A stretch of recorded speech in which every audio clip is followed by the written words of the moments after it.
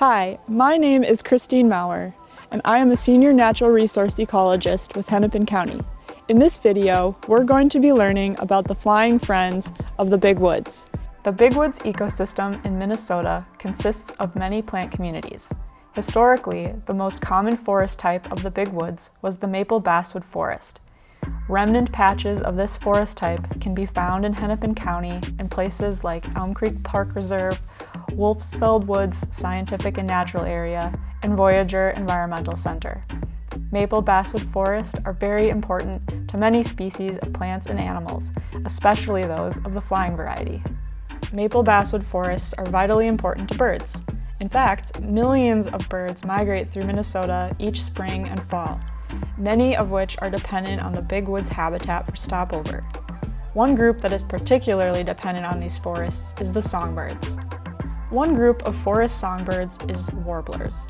Warblers are a very resourceful group of songbirds that utilize many components and levels of the forest. For instance, ovenbirds can often be observed rummaging and nesting on the forest floor and in low shrubs. American redstart, on the other hand, will be found in the mid-story of the forest and can be seen flicking their tail to scare up and find bugs. Kinglets are more commonly observed in the forest canopy. These fierce little birds are one of the smallest birds in the state, only slightly larger than hummingbirds. Common yellowthroats are little masked bandits and will occupy forest margins and can be seen around wetland edges. Sparrows are another group that rely on the Big Woods habitat and maple basswood forest communities. Fox sparrows are a hilarious, chubby sparrow that can be seen during migration season. They often forage by digging on the ground and flinging leaf litter in comical spurts. White-throated sparrows have a distinct flashy white throat and often depend on the ample bugs available on the forest floor.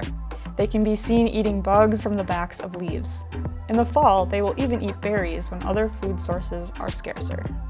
Many birds migrate south for the winter. Some of them pick up residence here in Minnesota. Some of those birds include dark-eyed juncos, brown creepers, and common redpolls. They take residence in big woods like this and often enjoy spending time in things like white pines and red cedars to stay cozy during winter months. These forests are also important for year-round residents like woodpeckers, owls, cardinals, nuthatches, goldfinches, and chickadees. Dead standing trees in forests are often referred to as snags. These trees provide essential habitat for a variety of wildlife, including birds and bats. If you look to the tree behind me, this is a perfect example of a snag. You'll see excavation markings from probably what is a pileated woodpecker searching for bugs.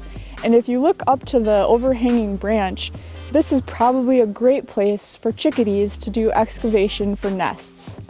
Chickadees, because of their small beak size, rely a lot on snags because of the softer bark to make their little nests. They oftentimes excavate their locations on the underside of these overhanging branches so that they can sneak in and out really fast. Many birds are facing declines due to habitat loss and other threats. You can help our flying friends by being a good forest steward and keeping your yard bird-friendly.